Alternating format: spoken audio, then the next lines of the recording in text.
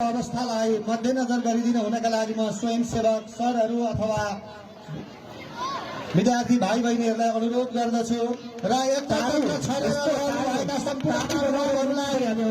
विद्यालयको जन्मोत्सवको विधिवत रूपमा 50औं वर्षगाँठ यहाँ हामी मनाइरहेका छौं। यस अवसरमा सम्पूर्ण महानुभावहरूलाई एकपटक यो विद्यालयको सम्मानका लागि उठेरै सम्मान व्यक्त गरिदिनु हुनका लागि पनि म सादर अनुरोध गर्दछु। विद्यार्थी भाइ बहिनीहरू तथा अभिभावकज्यूहरू यस्तै गरी एक एकवटा यहाँनिर विशिष्ट अतिथिज्यूहरू हुनुहुन्छ, अतिथिज्यूहरू हुनुहुन्छ, उहाँहरूलाई पनि एक एकवटा यहाँ बत्ती बालिदिनुहरूको निम्ति पनि हामी सादर अनुरोध गर्दैछौँ। प्रमुख अतिथिहरूको निम्ति हामी सम्पूर्ण विद्यार्थी भाइ बहिनीहरूलाई हार्दिक अनुरोध गर्दछौँ।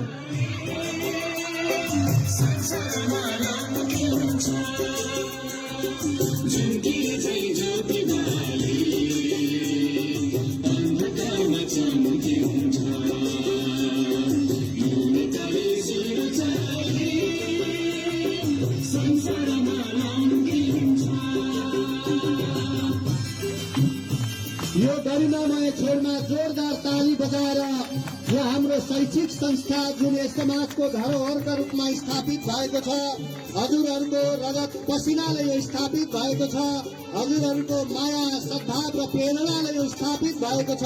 यस अवसरमा हातलाई कति पनि कन्जुस्याई नगरिकन तालीले गडगडाट तालीले यो संस्थाको जय जयकारमा सरिक भइदिनु हुनका लागि हामी सादर अनुरोध गर्दछौँ। र अहिले पनि भन्न चाहे यत्र तत्र छरिएर रहनुभएका विद्यार्थी भाइ बहिनीहरू, अभिभावक महोदयहरू, यो अवसर फेरि फेरि जुरेर आउँदैन। भोलिको दिनदेखि म विद्यालयको स्वर्ण महोत्सवलाई फेरि मेरो आँखाले दृश्यावलोकन गर्न चाहन्छु भनेर भन्दा तपाईबाट यो टाढा भइसकेको हुनेछ। तसर्थ कति पनि विचलित नभइकन निकै मनकारी बनेर यो संस्थाको जय जयकारमा उपस्थित भइदिनु हुनका लागि म विशेष अनुरोध गर्न चाहन्छु। विद्यार्थी भाइ बहिनीहरूले ताली बजाउनका लागि लोभ गरिरहेका छन्, मैले त्यो महसुस गरिरहेको छु। विद्यालयको जन्मोत्सवको यो घटित घटनामा सम्पूर्ण विद्यार्थी भाइ बहिनीहरू साक्षी हुनुहुन्छ, अभिभावकज्यूहरू साक्षी हुनुहुन्छ, हाम्रा मूर्धन्य व्यक्तित्वहरू साक्षी हुनुहुन्छ। यो 50औं वर्षगाँठको अवसरमा हामी साक्षी बन्न पाएकामा म सँगसँगै तपाईहरू पनि साँच्चै भाग्यमानी हुनुहुन्छ भन्ने आभास मैले लिएको छु, आयोजक विद्यालयले लिएको छ। त्यति मात्रै होइन, तपाईहरूको साथ सहयोग माया ममता तपाईँहरूको हरेक कुराको सहयोगको कारण आज यो विद्यालय यहाँसम्म पुगेको कुरा पनि हामी तपाईँहरूलाई सहर्ष जानकारी गराउँदै आजको यो उत्सवमा तपाईँहरूले जसरी यहाँ साथ दिनुभएको छ, अब आउने दिनहरूमा पनि तपाईँहरूले यसरी साथ दिनुहुनेछ र विद्यालय यसरी नै अनवरत रूपमा अगाडि बढ्नेछ भन्ने कुरा पनि तपाईँहरूलाई हामी जानकारी गराउन चाहन्छौँ। राष्ट्रिय झण्डोत्तोलनको कार्यक्रम अगाडि बढ्न गइरहेको छ। हाम्रा विशिष्ट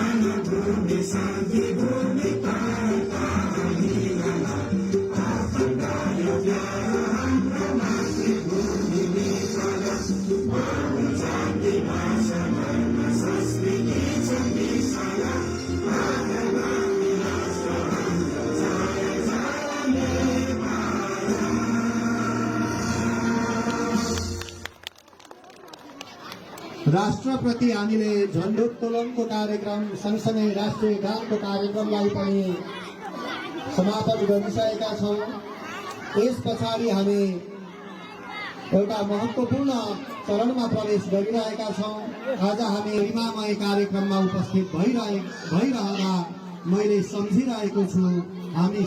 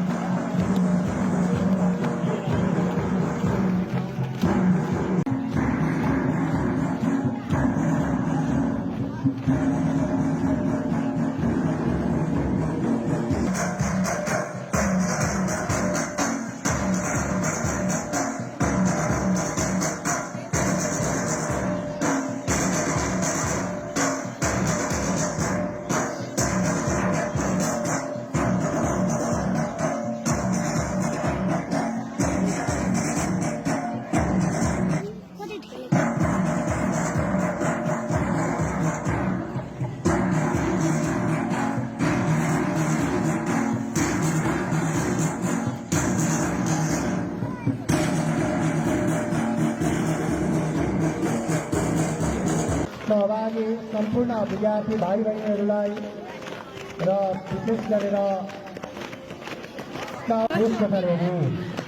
हाम्रा प्रमुख अतिथि विशिष्ट अतिथि सचिवहरू आदरणीय अभिभावकहरू सम्पूर्णमा र उपस्थितहरू सम्पूर्णमा स्वागत मन्तव्य राख्नुहुनेको र स्वागत गरिदिनुहुनेको निम्ति पनि म यस विद्यालयका सहायक प्रधानाध्यापक श्री बलबहादुर आचार्यजीलाई आमन्त्रण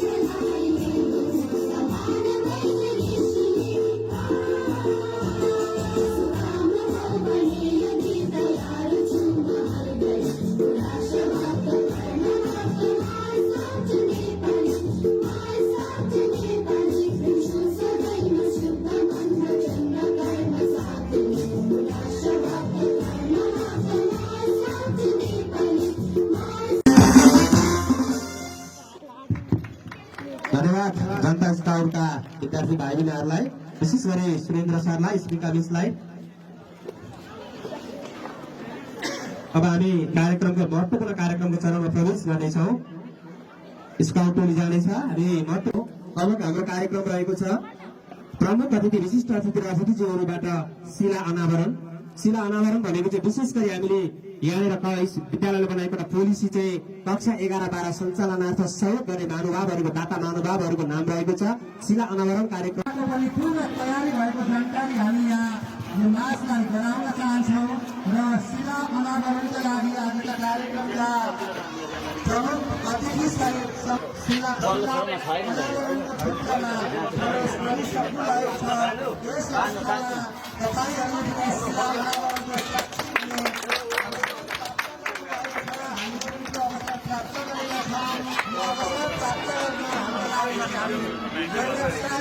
महसुस गरिरहेका छौँ। हामी भाग्यशाली महसुस भएको हामीले महसुस गरिरहेका छौँ। यस अवसरमा यो विद्यालय एकदमै उन्नतिको बाटोमा लम्किरहनेछ।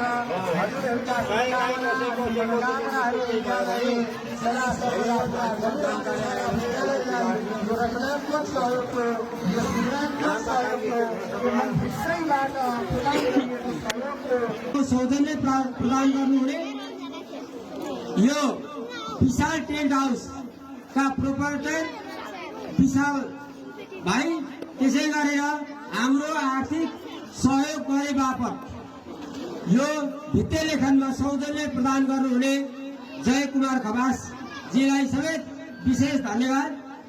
र आज यो विद्यालयले स्वर्ण महोत्सवको आयोजना गरिरहेको शैक्षिक लगायत आर्थिक गतिविधि धेरै हुँदै आएका छन्।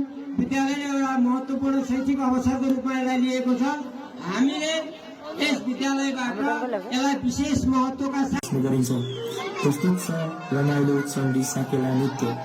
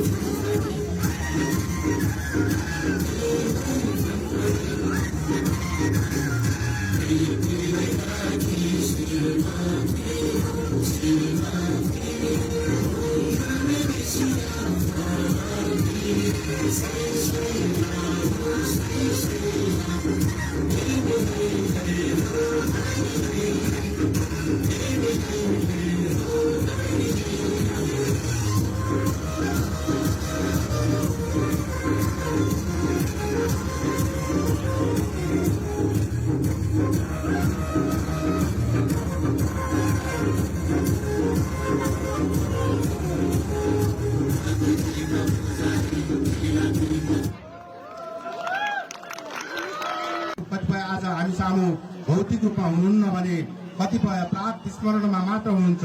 उहाँहरू सबैप्रति म हार्दिक नमन गर्न चाहन्छु। 50 वर्षको यो दीर्घ दौरानमा यस विद्यालयबाट आजको दिनसम्म ल्याइ पुर्याउन महत्त्वपूर्ण योगदान पुर्याउनु हुने अभिभावकज्यूहरू, विद्याशाखा पूर्व पदाधिकारीज्यूहरू, शिक्षक अभिभावक संघका पूर्व पदाधिकारीज्यूहरू, सामाजिक बुद्धिजीवीहरू, शिक्षक मित्रहरू,